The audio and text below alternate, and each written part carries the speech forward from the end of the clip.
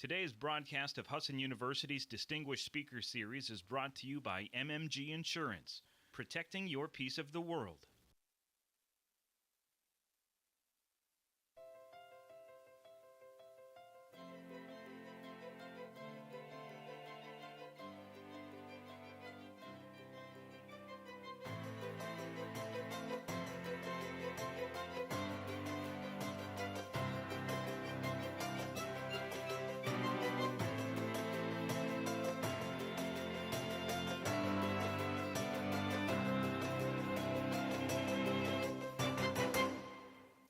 Good afternoon. I'm Bob Clark, president of Husson University.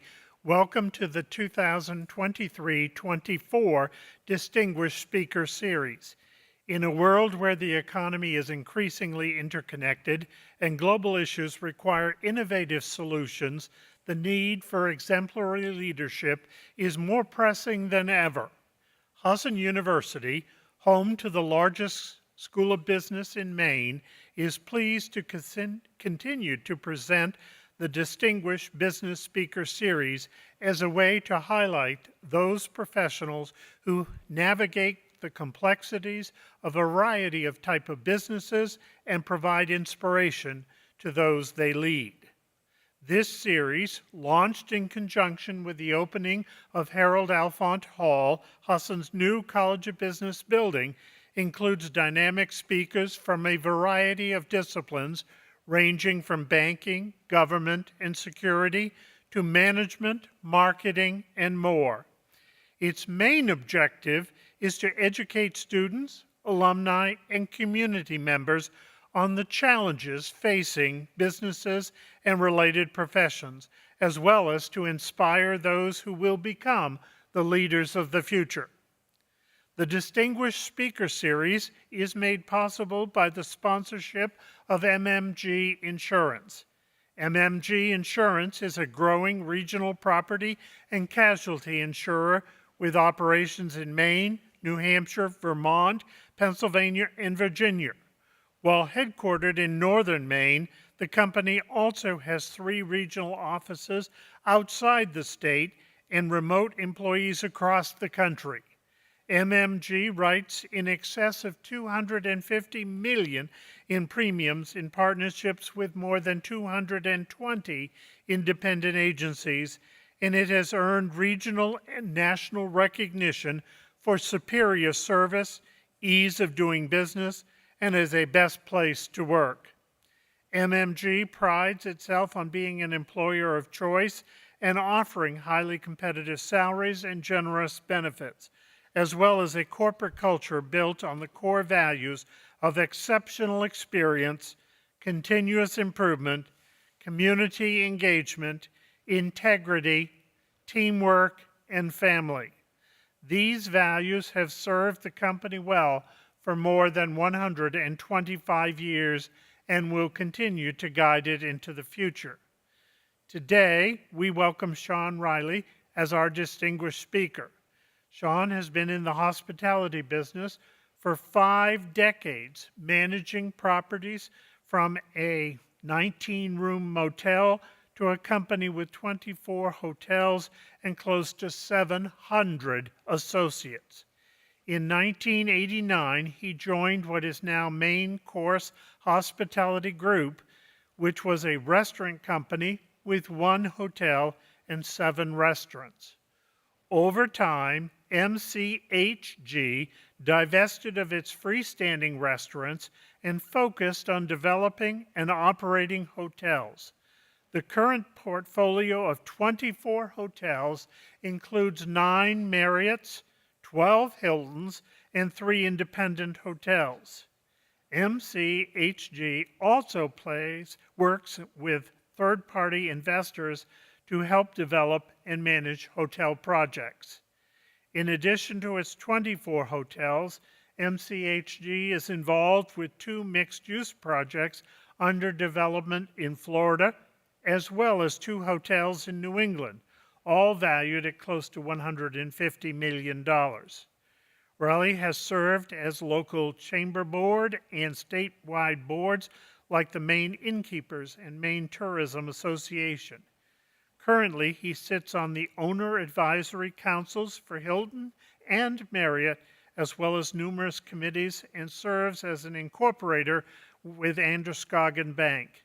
His wife and 2 children work within the company, and his 6-year-old grandson and 3-year-old granddaughter are in training. That's leadership. Now, I'll turn this speaker series over to Dean Marie Hansen for her interview with Sean Riley. Dean Hansen? Thank you. Well, good afternoon, Sean. Welcome. Welcome to Husson University, to the Gracie Theater. We're glad to have you here. I'm excited to be here. I'm excited to learn from you folks, too. When you get the question and answer, I want to learn from you. Awesome. Well, we do tend to enjoy feeding our students the information that speakers like you bring, so no pressure. Okay. As we start our conversation, can you talk a little bit about that career? We heard that you started with Main Course Hospitality with this smaller venue and whatnot, but before that, who's Sean and how did you end up coming here?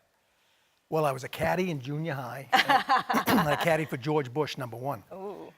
That began my career of making sure you connect with the right people. Absolutely. And golf is important too. I do have to put that in. Yeah, I'm not very good at that. But I think, my career did change. I was an education major at Orono. And so I taught high school special ed when I first got out of school. And I coached in Kennebunk, where I grew up. So, and I wasn't making a lot of money as a teacher. So I was looking for a summer job, and a guy said, well, you want to run a motel for us? It was a 19-room motel. Wow. And so we kind of grew into that, and I did the plumbing, I did the electrical. I was a little nervous about the gas, because you turn that gas off, there's a big bang. But, and I climb under the cottages and clean the septic stuff out and scrub the pool. So I was doing all that kind of stuff, and I was doing it just as a summer job for a teacher, but we lived there, and we started a career, and we started liking it. Both my wife and I, we ran it together. And we made $4,000 a year. And we ran it, we worked all the time. And we had one night a week off from 5 to 10. And we thought we'd died and gone to heaven. We were rich. I mean, I was still getting paid as a teacher, but it was kind of a cool start. But I think over time, we grew the size of the properties, got a little bigger, they got a little bigger. And it got to the point where I gave up teaching. And the year after I gave up teaching, the place went on the market to be sold. And I ended up coming to Freeport, Maine. And started running a small little inn in Freeport, Maine. From that, the guy went bankrupt. So here I go again, talk about diversity. So I'm going to this, it's going to be sold. I gave up teaching, it's going to be sold. Then I went to this place, he went bankrupt. And these 2 guys bought it. And actually their corporate name was Dorks Unlimited. Or Dorks R Us, they had both. Oh my. So I bought into this, my insurance card now says Dorks Unlimited on it. And so so they hired one hotel, and I ran it, and they bought me with it. And that was 34 years ago. And the good thing about that was that I was still with a small company. I still could make an impact, but they were a restaurant company. And all of a sudden they said, geez, these hotels are doing pretty well. That hotel was doing well. So they built another one, and I oversaw both. So I was like, well, this is my career path now. How big was the second one? Second one was about the same size, about 80 rooms. Okay. But it was a branded hotel.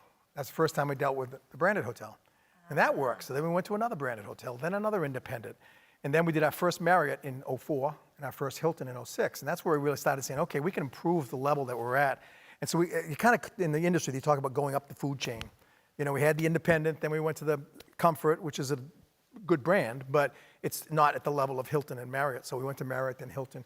And so now our company, as you said, we're the majority of it is Hilton and Marriott. So that's kind of where we're at today.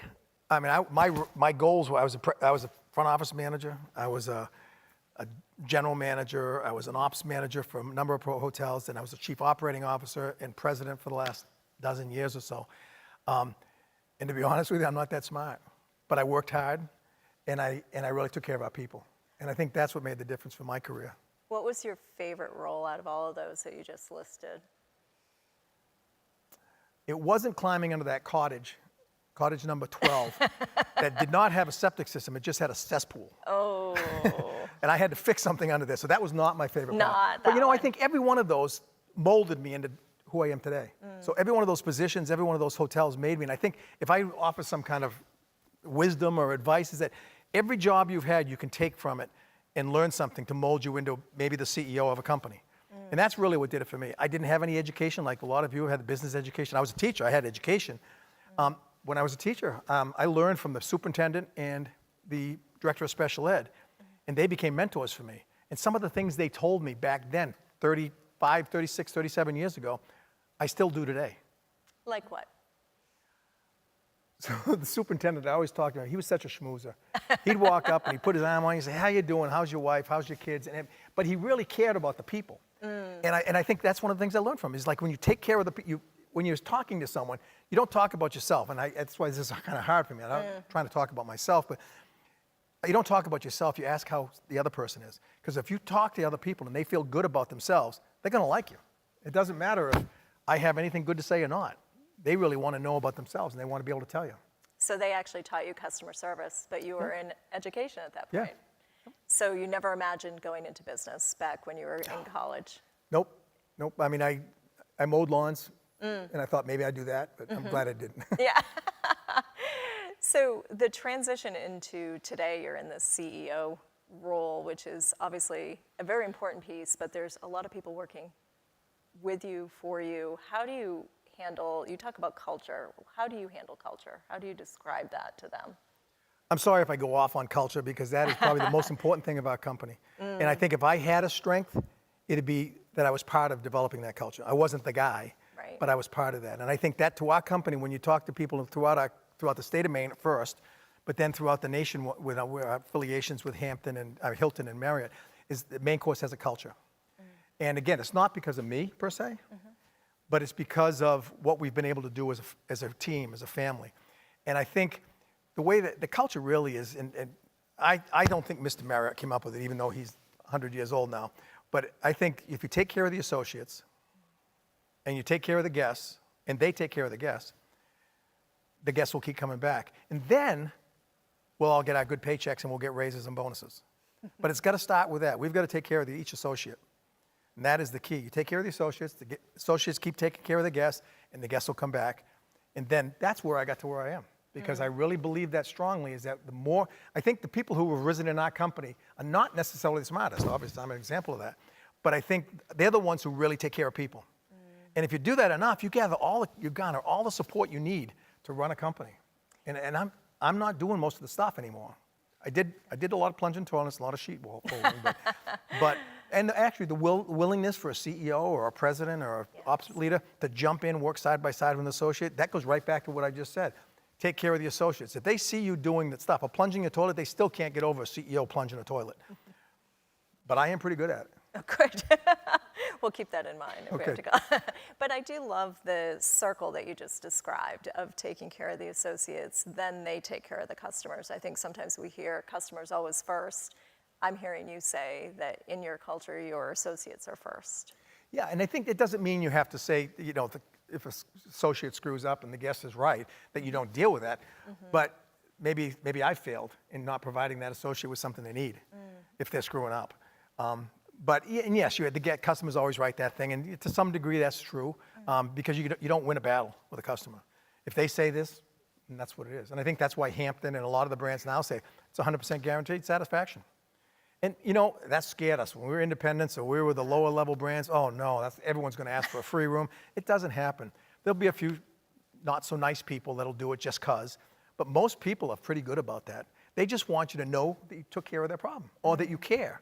If you say, yeah, they're going to ask for money back. If you say, I'm really sorry, what can I do to make this right? And usually they'll say, you don't have to do anything, I just want to make sure you knew. As opposed to if you ignore them, they want their money back. So that speaks volumes as to what you're demonstrating as well. What's changed in the past, let's say 10 years within the hotel business that you've seen? She had a whole list of questions. That one wasn't on it. So I'm going to have to think on my feet. That's good. What's changed? I think technology. It's a big piece. And ironically, I don't think I have to be that good at it. What you have to, as people say, when you get old, he says, you're not really old. You just become irrelevant. And I think if you just stay relevant, they don't consider you old. I mean, if I can go on FaceTime or Facebook, or, of course I know that's for old people, but Instagram or any other social media things. But if you're active and you know that stuff and you can get out there, I think you're more relevant. So I think technology, but it's not just that. Think of the guests back years ago. You have your AAA book, you're driving down the road, you pull up to a place and you get a room. Now what do? Grab your GPS, you go online, you grab your phone, you say, okay, where's the nearest hotel? What do I do? And you're probably a brand member. You're a Hilton Honors member or a Bonvoy member with Marriott. And you're going to just go to that app, do the thing, check it in, check into your hotel, and now assign your room. I want room 322. And you're in your room. Then you go on, you bring your own Netflix. You go into your room with a key, which you don't actually have the key anymore. You just grab your phone because it's in the app. You just a digital phone. You go up to the door, click, your door's in, and you do all that yourself. So I think one of the things that we talk about, oh, what's it going to do? Get rid of jobs. But it's not going to get rid of jobs. It's going to allow the people at that front desk now to be more customer service friendly, which is what we started with way back in the day. So technology has allowed us to be better at being customer service driven. And for the business travel, and if you travel a lot, and I do, when I go in, I mean, I love the whole spiel. Have you done this before? Thank you for your membership. Thank you. I'm glad you're an honors member. Let me tell you about breakfast and lunch and dinner and 6 restaurants you can go to. You'll get a half an hour check-in. Now, you just go to your room and do it. Then you come down and say, hey, look, I just want a good local place to grab a burger. What's a good local restaurant? And they're there to serve you now. So technology has made a big difference, and it's going to continue to change. We're continuing to evolve. And fortunately, by being on some of the boards that I'm on, we see this stuff year, 2 years, 3 years down the road. And so it's pretty neat. Well, let's talk about boards then, because Well, I think the key is if you're always doing things to get something, you might get something once, but you won't get it for long. I think you do want it to give. And again, I'm the hick from Maine, and they look at me, and I think they like me on the boards because of my Maine accent. They just can't park the car. They just don't get it. But I think the key is that you go to give, and you give of yourself on those boards or committees or whatever you're on.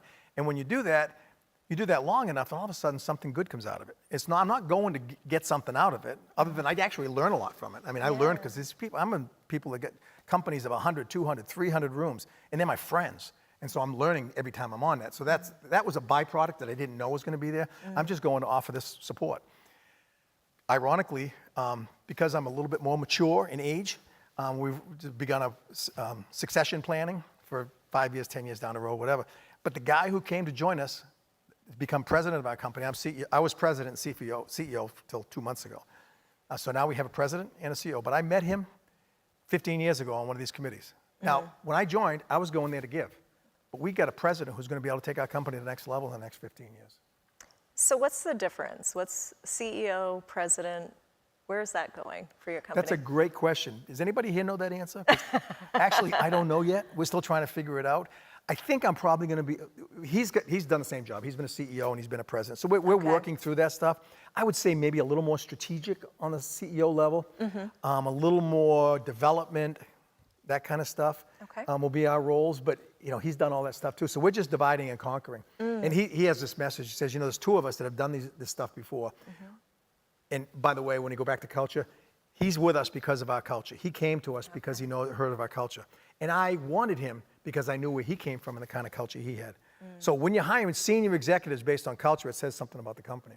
I mean, he could do all the stuff too, probably better than I can, but he's part of the culture. So I think it's pretty, I was going somewhere with that, but so he's been a real asset to us, and we're going to divide and conquer. Oh, and his mantra is, we're going to go add 1 + 1. And now, any of you people who are in economics and math and accounting and all that stuff is 1 + 1 normally equals 2, but we got to say 1 + 1 = 3. That's why I went to law school, was to do that kind of math. That's so right. That makes sense. So I think we can be more together than we could have separately. So I think that's really the reason we have the CEO and president level. I mean, I took a big cut in pay. I wanted to, because I said, we want this top-notch guy in here, and he deserves to be paid fairly. And I don't even consider it a cut. I consider it an investment in my future, because at the day I do it, he can help us be better today. He can help us grow. 'Cause as we mentioned, we have 24 hotels. We've got 4 things in the pipeline right now, plus 2 big developments in Florida. He's going to help us be better. So that's really an investment. That money I took for a cut in pay is really an investment in our company and invest in my family. Sure. And so all of the hotels that are in the works, talk about what's going on. You've broken ground on a couple right now, and Yes, how is that going? We have. There's 3 kinds of ways we can grow. We've talked about growing. One is organically. We can say we're going to put a shovel in the ground, we're going to develop it, we're going to figure out what to do, and we build it. That's one. The second one is acquisition, and we can buy hotels. And the third one really is the third-party management. Now, we can grow our management company by managing it for, say, Tom builds a hotel, and he wants someone to manage it for him. He doesn't want to manage it anymore, so he hired a company like ours. So I think, so those are the three ways we can grow. So in this instance, we have one hotel we're going to own, two of our partners are going to buy, we're going to build, and we're going to operate Maine Course. Maine Course is a management company in addition to a developer. Then another one is we had a third-party group up in Williston, Vermont. We just broke ground this week. They got financing last week. We broke ground this week. That's going to be an extended stay hotel in Williston, Vermont, which is right next to Burlington. We have another partner who, if you've heard of 1031s, they're things that make you make decisions really quick. You know, basically it's the deferred taxes. So he had a 1031, has to buy something in order to do it, he pays full taxes. Now someday he's going to pay all his taxes, but not right now. So he's got a 1031, so it's going to be down south. So I'm flying out of here, out of Portland tomorrow, flying down to South Carolina to work on that package to see what it's like. I think there's another one in there somewhere. 1, 2, 3. There's a fourth one we got somewhere. So how long will it take from this breaking ground to open that new place in Vermont, just to kind of give the students a perspective on that? Well, that's another role I'm going to take over. I'm going to be the whip cracker. You on are? Construction, yeah. Jonathan's going to handle the operations, but I'm going to visit regularly, Yeah. meet with the teams. And so they put on the contract 16 months. I would Okay. suspect it'll be 14 months. So we'll be a year ago, so spring of 25. Okay. Late winter 25. And we opened one up. We were going to open in April 6th of 2020. If anybody remembers those dates. I'm teeing you up for that next question. Thank you. But 2020. And we delayed that opening, obviously, from the 6th, and we opened it in June. But that thing has just taken off wonderfully, wonderfully. Better than any hotel, with fastest ramp up that we've ever had. And so we'll build another one, similar, but a different brand. We now got Hilton there, we're going to build a Marriott right across from it. And what happened during COVID? I think that's the big question for your business. How did it change? What did you have to do? You obviously had to put this on hold, but were there other things going on that? Well, we opened 2 hotels in COVID. Did you? It was later than expected, but we did Sure, open. sure. So at least we had an excuse for not opening strong. Right. The investors could say, wow, I have nothing we can do about it. Yes. You know, it's interesting. I think it hit the fan. I remember still to this day, we were opening that hotel in Williston, getting ready to. And I was sitting in my hotel room, and we're on a call with our senior leaders, and we're saying, what are we going to do? I mean, actually, I was in Hilton on March 10th. I flew back from Hilton, and they came out and they said, we're at a meeting in Memphis, and they told us about how bad it really was. And it's like, oh my goodness. So I get on the airport, and I'm looking around, there's like 6 of us on the airplane. I mean, it just stopped on the 10th. And shortly after that, we really started seeing things happen to us toward the end of March. And we had to make decisions. What do we do? You know, do we stay open? Do we close? What do we do? What do we do for our people to keep them safe? I mean, there's so many things to think about that this was a blank slate, and we had no idea what we were doing. And it really sucked. Yeah. We lost millions of dollars. But you know what I gained from it was how resilient our people were, our company was, and how our culture has kind of carried us through that. And we still lost a lot of money. But we talked to our banks, all our banks, every single bank except one, worked with us on payments. The one that didn't was a national bank, and that's why I go back to, if I'm going to advertise for banks in general, you work with your local banks and you have relationships. And that's one of the things I want to talk about at some point today, is relationships and networking and working with banks and relationships. Because we formed that. They all worked with us because they believed in us. They knew our culture. We'd always paid our bills, and it paid off. Now, when we did all that stuff in the previous, we didn't know that we were going to be hit with a COVID. We just did it because it was the right thing to do. Pay your bills, treat people right, and all. But it came back because they started treating us with that kind of respect. Same thing with our associates. We found ways to make them whole during this time. Oh, that's awesome. We did close 17 of our 20 hotels I think we had at the time. Didn't open 2 of them that we were going to right away. But all of our people, all of our general managers worked full time after that. The bonuses went away for that year. I mean, but none of them had cuts in their pay. Our associates, either they were made whole, whatever they got on that super duper unemployment thing, they were made whole by our company. If they didn't, they weren't whole. And then we kept hotels kind of open, some open. I think we kept, like I said, maybe 5 hotels open. And the other ones, we just had to keep someone there to babysit, going around flushing toilets because you can't have water sitting. I mean, it sounds, general managers flushing toilets and taking care of issues. Wow. So I guess the resilience of our people and of our economy. And I talk about the boards I sat on. One of the most exciting things to me was the brands didn't know what to do. Hilton and Marriott really didn't have a clue because it was a blank slate for them. So they turned to us in the industry to ask, what do you need? How can we help? What do we need to do? And then can you help us? One of the things I think I also learned was during that time, I don't know if people know that Arnie Sorensen, he was the CEO of Marriott for years. He had cancer, and then COVID hit. And he came on an emotional thing. If anybody wants to see a real class act CEO of a major company, look up Arnie Sorensen on YouTube. And he's talked to to all his associates. He wanted to go on. They said, you shouldn't go on camera because you're balding. You've lost your hair. But he did, and he stood up there and he talked about COVID. He talked about the associate. Marriott cut 70% of their jobs. Hilton, the same thing. But Arnie got up and talked about that thing. And it was just so emotional. I still get a little teary-eyed with that. And during that time, I started forming a friendship with him. I'd email him, I'd say, how you doing? You checking in? Why would this hick from Maine be talking to the CEO of Marriott? But I felt for him. He's got cancer, and he wasn't dying at the time, but he was not looking so good. And he didn't have, his whole company is just being wiped out from underneath him. And so we just became friends. And talk about being smart. He's brilliant. He'd use words. I'd get an email from him, and I'd go, and I'd be Googling it. What did that word mean? I didn't have a clue. He was brilliant. But he was so caring and so loving to the people and everything. So we've got a friendship. He became my pen pal when he was sick. And it's a relationship I'll never forget. He did so much for me in that time. Again, I was trying to be nice to him, but he gave so much to me with our correspondence. But COVID brought that out in people. COVID turned people good, I think. And isn't that an interesting piece? You were starting to talk about networking. Yeah. And so this kind of amplified the opportunity to network or the desire to. Why is that important to you? Why would it be important to these students to understand that relationship piece? Well, it's interesting. So networking to me and relationship, I think there's two different things, but they're pretty similar. Relationships in business are what makes you successful. And good relationships make you successful. Bad ones don't. So when you're choosing to be somewhere or be with someone, choose people that are somewhere in life that you want to be, that are the kind of person you want to be, or that you respect. Don't jump ship in your career, don't jump ship for $5,000. You should be going somewhere that you fit, you make the right fit. And the networking piece, it's amazing how you can ask. If one of you out there called my office and said, Sean, I want to talk to you. I'm getting an MBA. Give me some of your thoughts. I want to show of hands. How many people think I would answer back? Yeah. Okay. And what about some other CEO? You think they'd answer back? I reached out to Arnie Sorensen, the CEO of Marriott, the largest hotel company in America, and he was writing back to me.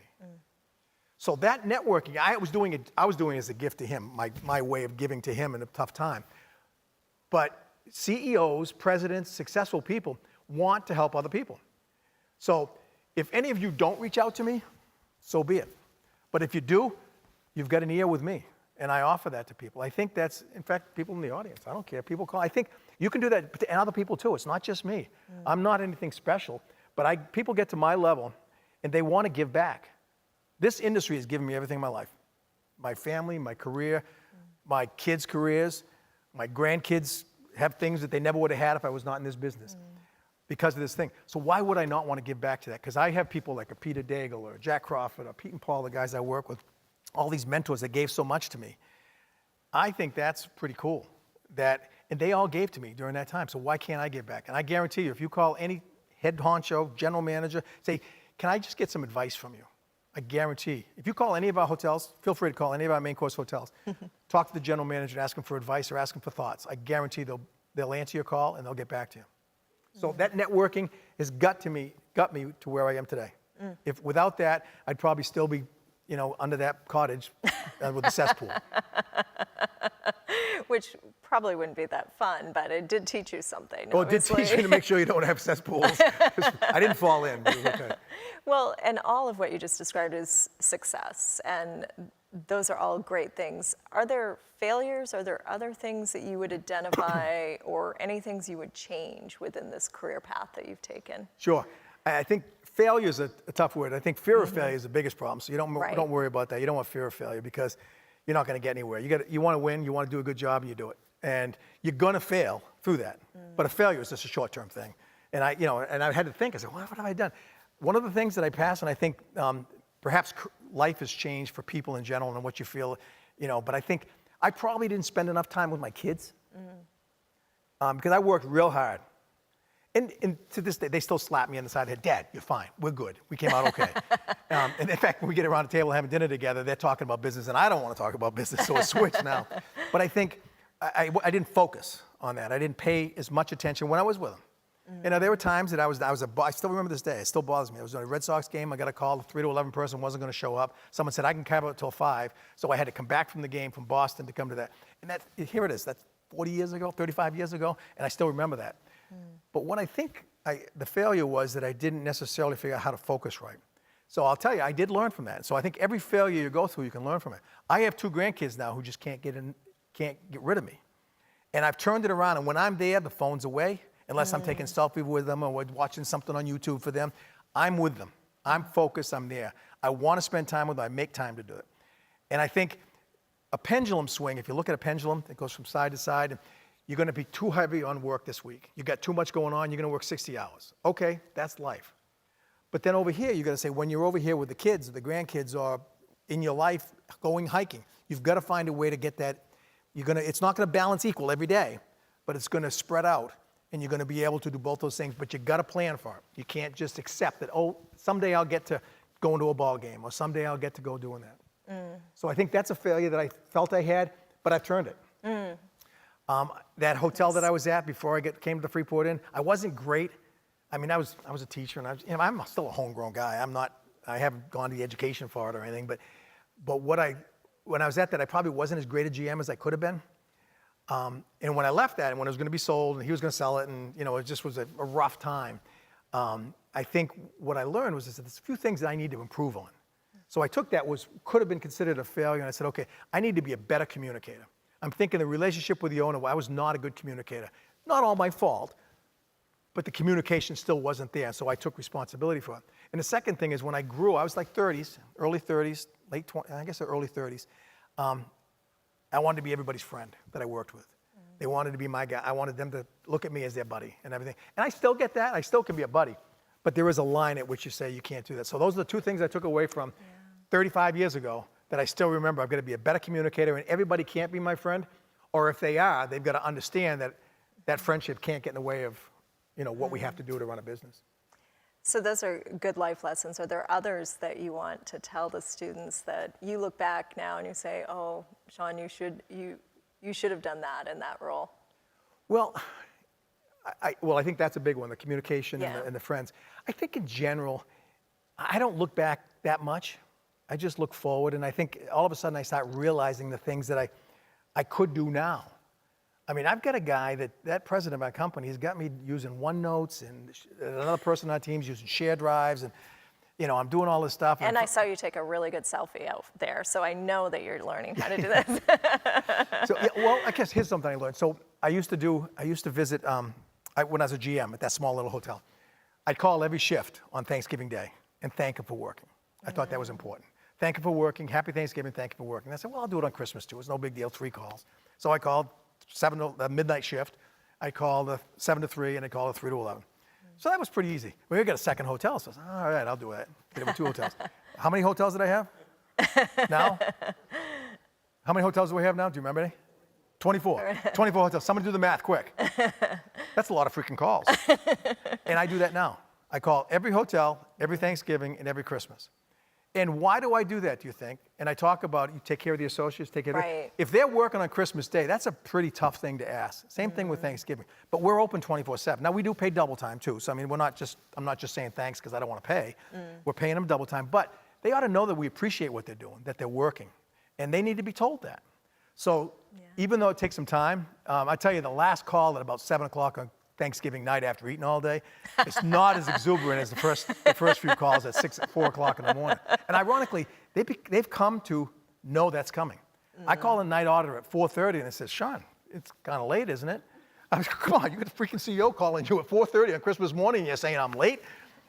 But thank you for working today. I really appreciate it. And what are you going to do for Christmas? And each call's 30 seconds, a minute, minute and a half. But that's remembered, and they still appreciate that. And I do that. Then I said, well, now then, I'm competitive. I do this, well, I got to do that. So I'm thinking, well, I could maybe stop in a couple of hotels. So I did a couple in the Portland area. Then I did a couple in the Bath area. Now I got my grandkids, 6 years. So I said, well, I got to get a Santa suit so I can be a Santa for my grandkids. So now I drive around on Christmas morning with a Santa suit. I mean, I do have to take the beard off because it's hot. And I visit. I've gone as far as Bangor. I've done Bangor a couple times. I've done Guilford. I've done Massachusetts. And I'm back home. Again, I'm talking to a night auditor at 4 in the morning. I get in my car at 3:30 and I drive to Bangor and I visit 2 or 3 hotels on the way, playing Santa. But tell me about a company that has a culture that's saying, you're important to me. And to get a CEO who's a geek. I mean, who's going to do that No, I anyway? thought it was dork. Dork, well, we dorks are us, yeah. Yeah, geeks are us too. But I think it goes to show you got to take care of the associates and you got to build a culture that people care and know you care. And when that happens, then I make good money now. But I didn't say I want to make good money first. I gave of myself first. And then it's like, okay, this is working out. And then the money kind of starts coming and you invest and do all that kind of stuff. But it started because I was willing to work my butt off. I was willing to take care of people and I cared. And that's what's made our company what we are today. It's really the caring. And it's not just me. It's 700 people and our leaders are incredible. That's awesome. And it is so moving to hear when somebody takes time to do what seems like something so small, but it means a lot to people. Well, we have a birthday card. Someone in our office puts them together. We do a birthday card for every associate. How many associates do I have? 700. And with 4 more coming, probably 800.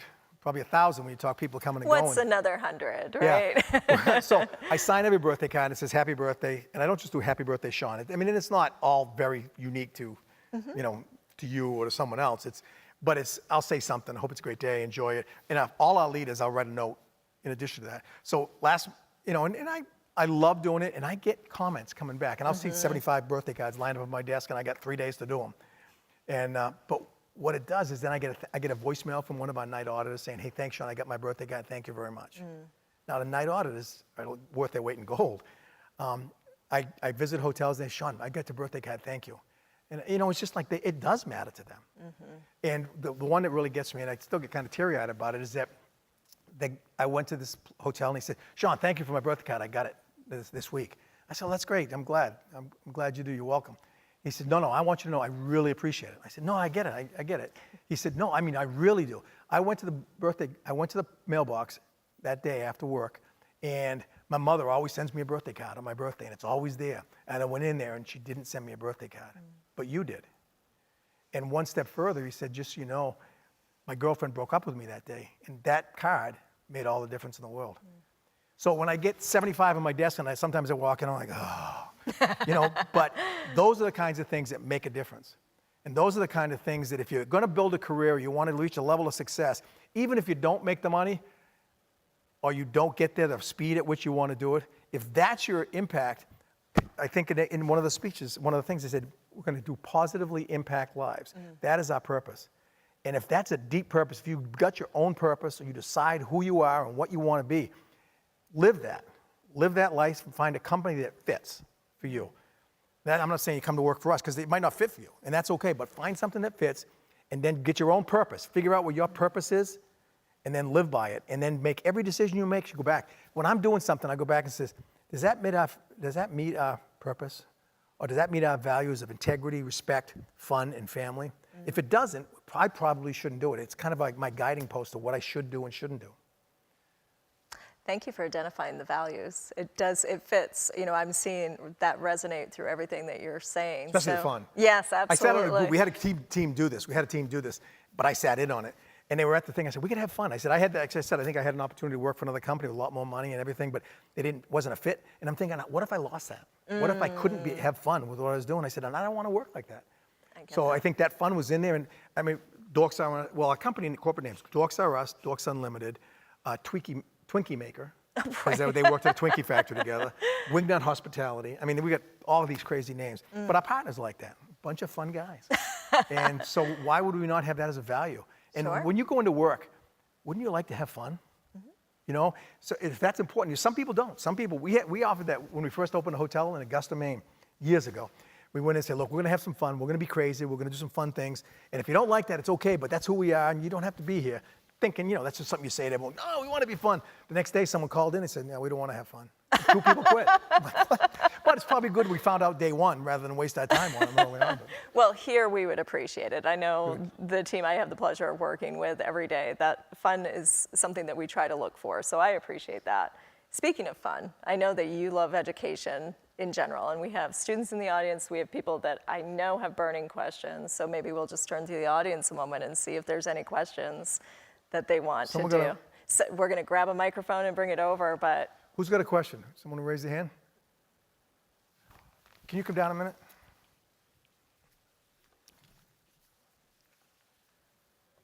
Thank you for asking the first question.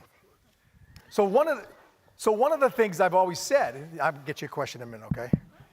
One of the things is that if you want to get along, move up in your career, you got to raise your hand. You got to be willing to do something. You got to be the first one to raise your hand and say, I'm going to do it.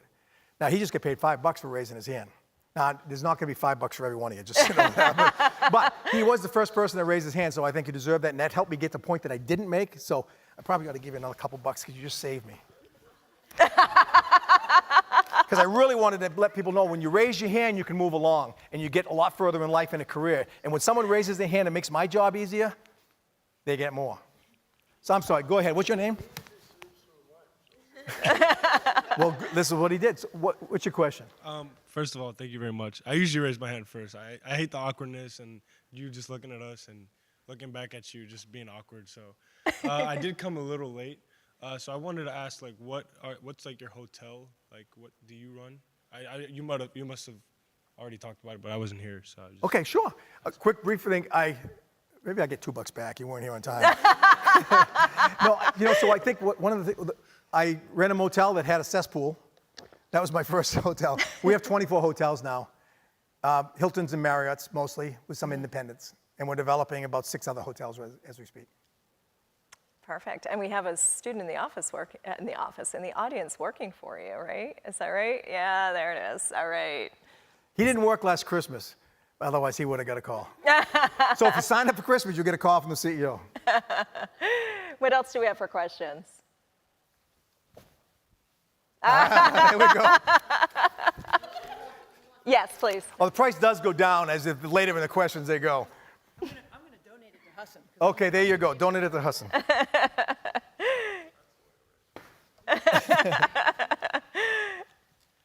First, I want to say thank you so much for coming out, and I really appreciate some of your comments, especially the fun, because it made me think back, and one of the best places I ever worked was where we had a lot of fun. But I want to change it a little bit. I'm kind of curious, as the Airbnb and VRBO came along, how did that change how you did business and how business looked for you? That's a great question. And I always say that because I hear speakers say that. I don't know why you say that, but I mean, it was a good question, but I think it's so you can think. But so there was a big fear. Some of these committees that I sat with and boards, the big fear of this Airbnb. First, everybody thought it's going to be nothing, but it started to get big. Yes. And I think the fear was not necessarily that there were more rooms out there, but maybe that they weren't being treated equally. There's no life safety. The taxes are different. There's a lot of things that are different with Airbnbs. But I think they started cleaning it up a little bit. But it's hard because you can't control it as much. You can't control, like with a brand, they tell you do this, that, and the other thing. And Airbnb doesn't have that kind of control over it. So I think there's a little bit of struggle there. But it was another area. In fact, Marriott just came out with a thing that's similar to that. It's villa homes or something. The similar idea. You could have a home in California, someone else could have one in Maine, and you rent it out like Airbnb. So I think everyone got fearful after they started growing, not the first little bit, because they all thought it was just a fad, but then it started getting real, and then they came off that a little bit. And now I think they're running into some issues now. I think a lot of when you get into security, you get into a lot of things. But Insurance. Insurance, yeah. For those pieces, Did right? you say MMG? Yes, Okay, not to be confused with MCHG. Right, correct. But so I think so that there hasn't been a fallout. But we've been in good times. So as things tighten up, if the economy switches a little bit, or we start getting an oversupply, then. But I think some of the people who did it, some of the homes, communities are changing the rules and a lot. Portland's really tough on Airbnbs right now, and so I think there's going to be lots of people picking away at it, and the hotel industry doesn't have to do it. it's happening intrinsically within, within communities and within government. So, did that get your question okay? Yeah. Interesting angle. Question. Lee, I'm not going to give you anything, Lee. You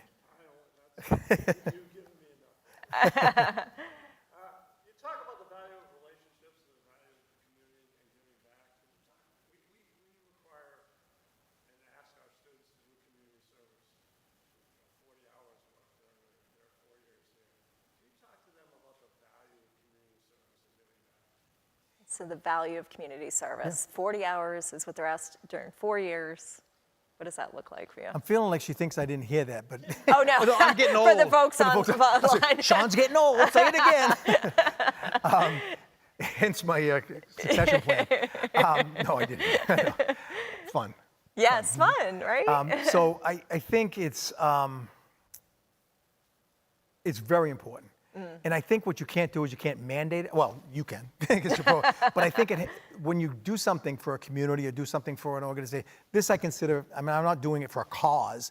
I'm doing it because I want to give back to the industry that's been so good to me, and I want to help provide good leaders in our business or in any business. And I'd do it to a bunch of accountants if I had to. I'd lighten them up a bit, but I'd do that. But I think giving is the key word. I mean, community involved is kind of one of those things. You got to go build a house, you got to go do this, and all those things are good. But choose something that really hits you in the heart, that you feel good about, and do that thing. And it could be just being a pen pal to somebody who's sick. I mean, Tom knows that, sometimes you got to have a pen pal and you reach out to people who are sick. That's something that's really given back. It's not, you might not get credit in college, but I've got some close friends that have had, and I still do, I probably got 9 people on a list of people who are on my prayer. I say prayers for them. But also, I'm a pen pal. I handwrite stuff. I got a 13-year-old girl that's been sick with cancer for 11 months. And I send her notes, and she's probably thinking, who is this guy? She didn't know me from home. I know her mother, and it's something that you're giving back. Danny's son, one of Tom's boss's sons, had cancer. And he was getting postcards from me from all over. I mean, I was traveling a lot that year, Florida and California, and we went to Europe and everything. And finally, he said to his father, who is this guy that keeps sending me notes? But it was just because you feel bad for someone in that sense. So that's kind of my thing. I do a lot of that stuff. But it doesn't matter what you do. But you should do something. Do it because you want to give, not because you want to get something out of it. And you're right. You can't. In the end, you get something out of those things. Personal satisfaction is a huge one for me. I mean, when I got that message that girl just got cancer-free, I was bawling. And I never met her. So do something that really is inside you that you want to do, and do it. And it doesn't have to be public. I guess I just made it public, but but I think, do something like that. But people today nowadays are really, they care more about that stuff than they used to. And when we as a company, I forget the ESG or whatever, it's the social engagement and that kind of stuff. And when you're doing that as a company and you stand up for people, whether you're taking care of someone in Africa, sending them bars of soap, or if it's you're taking care of food and working with the homeless or whatever those things are. If you're doing that, that's good for business too. Because people traveling today, the younger population, your ages and maybe slightly older, are looking for companies that are socially responsible. And I mean, I don't do those things that I do because it's socially responsible. I do it because that's what I want to do. But the end game is it might even benefit business if you're doing those things. So, is that good? You good? Absolutely. Yes, sir.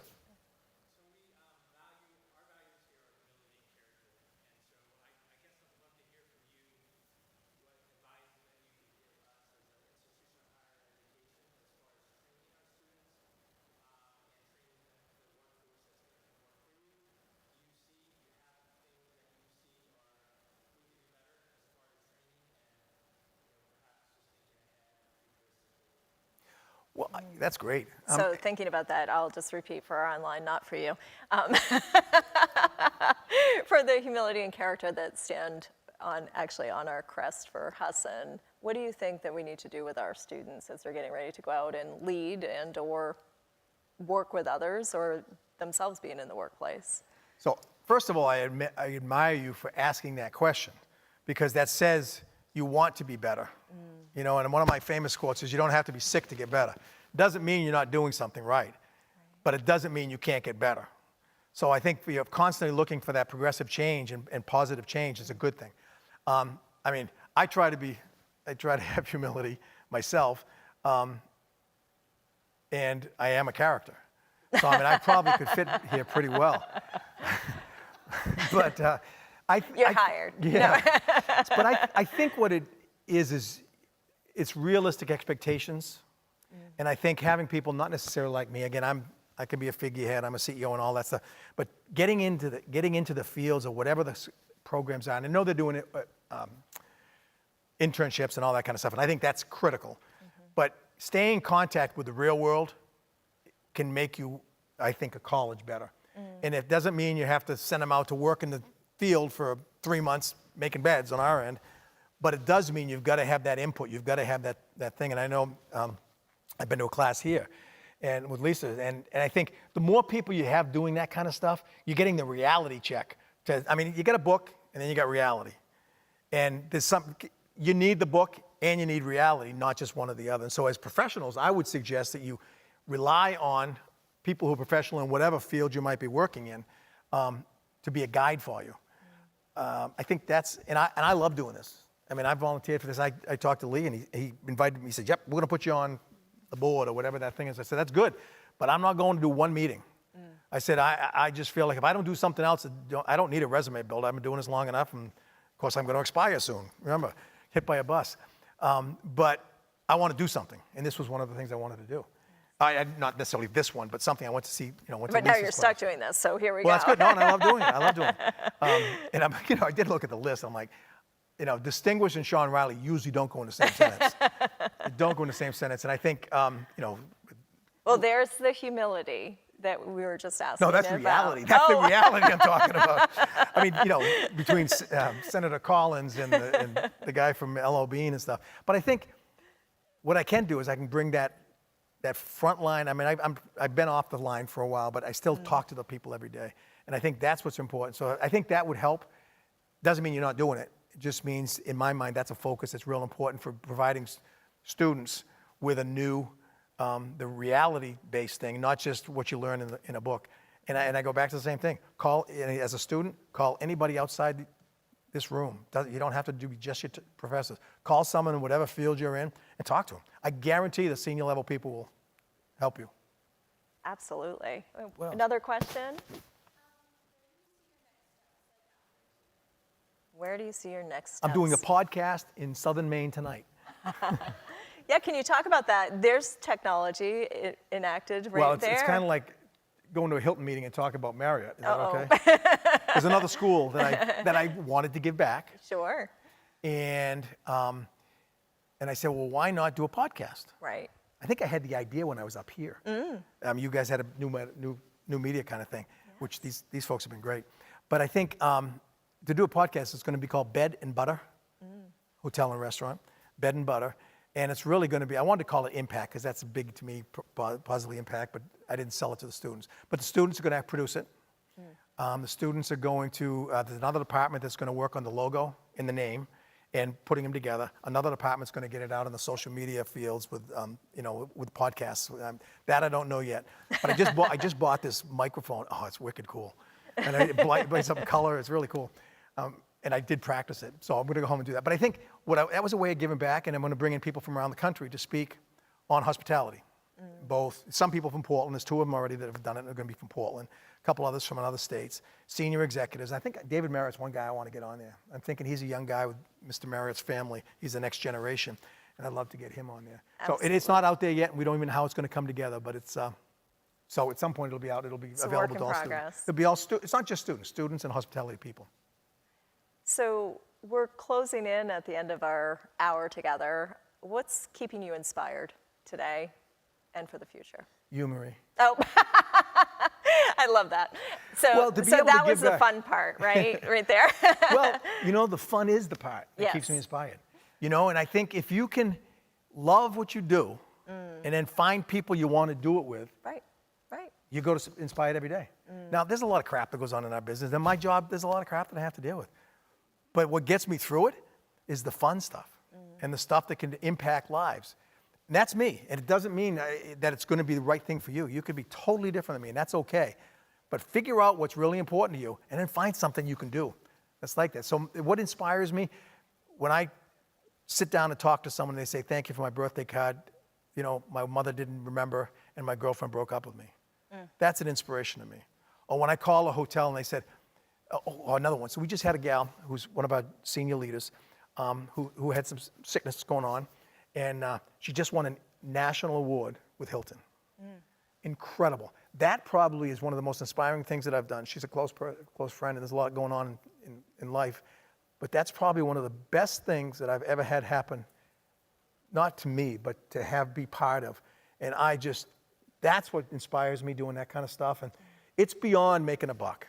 I mean, I worked my butt off and didn't make much money. And now I make money and I don't work my butt off. I just really love what I'm doing. And I want to give back. And that's what inspires me. That's why I'm here today, to give back to you and to offer. Anytime you want something, you can call me. Call my office or send an email. You going to have their email available to them? I will, absolutely. Well, and I think one thing I would just say in closing is you just exude positivity, and I think that's a really important thing for when things are tough. Focus on the positive. That's what I've heard from you as well, and that's inspiring. Well, I'm surrounded by it at work. Good. And I think that's what's kind of cool is that, when I'm down, someone else is up. Yeah. And if I need something, I call someone and they just get me laughing and we have Perfect. fun. I mean, if you want to see some videos, I'll go on our website, the Facebook site. I've been Bruno Mars in 2 videos. I'm sorry, whoever, I just hit that if I broke someone's ear. So you actually have one talent I want you to tell them before we go. So this is why I'm a big deal in Hilton right now and why I'm a big deal in Marriott. And I used to drink, I don't drink anymore. So I even do this when I'm sober. But I play the spoons. And, okay, here's a CEO, stuffy guy. I play the spoons, put back to back and you play the spoons. I've been on TV. Stacy's Country Jamboree, I don't know if any of it's probably it was a long time ago, but I was on that in college and we were all sober. But I played on that was my TV. I was on a CD and a video, and then I played with the Drifters. But I've gone to these Hilton meetings and Marriott meetings, and now when I go, they say, oh, there's Sean Riley. Hey, come on. And these are senior execs. I didn't know them. But now that I play the spoons, they think I'm a big deal. So it's not nothing because of my about your brains. leadership. Nothing about my leadership. No, just but the they like the spoons. fun. So yes, I do play spoons. I learned when I was 4 years old. My father taught me, and he'd always call me up on stage. Oh, Dad. Now I do it. I just jump up on stage and play with the Drifters. Well, the next time you come to talk to the students, bring them with you. All right. All right. Well, thank you so much, everyone, for joining us. We're really thankful to our sponsor for this year of MMG Insurance, but most thankful to you, Sean, for opening up our Distinguished Speaker Series. Thank you so much. Thank you for allowing me to do this and be part of, your careers, if any way, and I'll continue to be if you want me. Great. Thank you.